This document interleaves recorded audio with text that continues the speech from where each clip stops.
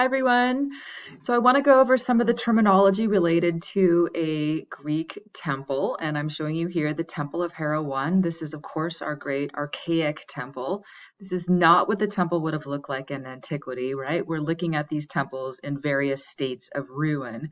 What is so beautifully preserved here is that magnificent peristyle, right?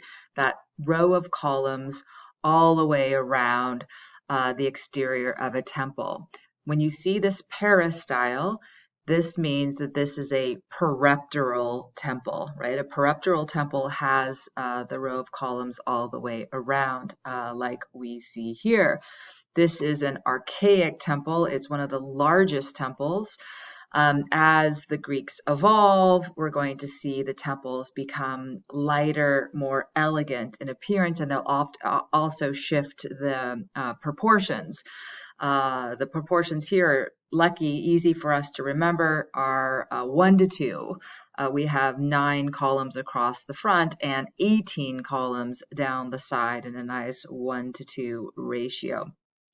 So let's look at a plan of this temple. And here we see all of these dots stand for the columns.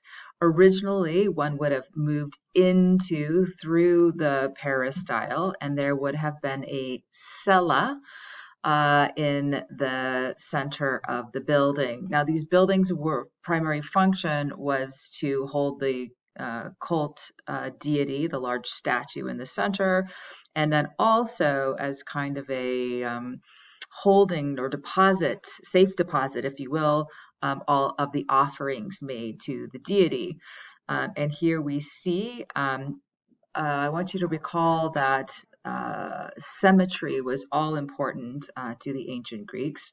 So if something is done to the front, then something is done to the back. And as we can see here, the cella had a pronaos in the front and then an adidon onto the back. So keeping this sense of kind of balance. Now, I know I explained in the text how unusual this was to have this row of columns in the middle of the cella. This is something that the Greeks will evolve away from. As we will see in the Temple of Aphaea, they will begin to have columns on either side. That is, of course, because where is the cult statue going to go? There's no place for it right smack in the middle where the Greeks would have preferred it to be. Now let's look at some of the information. We have to learn vocabulary to help us understand these temples. So we need to know a little bit of our architectural vocabulary. There are 2 basic orders or styles that the Greeks built these temples in. The Doric order that we see here and the Ionic order that we see here. The easiest way to tell the difference is to look at the capital. The Doric order is a plain capital, and the Ionic order has a fancy capital with these volutes or curlicues that you see at the ends.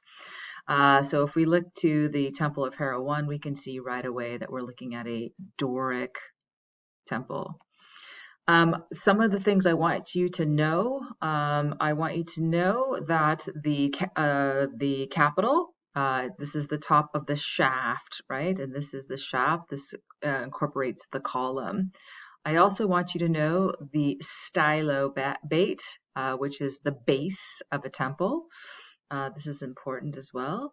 And also, which is important, is to understand the entablature. And this is this whole section on the top of a temple. This is important because this is where we're going to find the majority of our sculpture.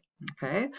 And in particular, we're going to find the most extensive sculptural programs are going to be placed in the pediment, okay, this triangular form that we see here. Also, we're going to see frieze will be created along the bottom of the pediment as well. And this will be in another important place where one will find sculpture. But for our course, we're going to focus predominantly on the pediment. Okay, so hopefully this is helpful for you in learning the basic vocabulary of a Greek temple.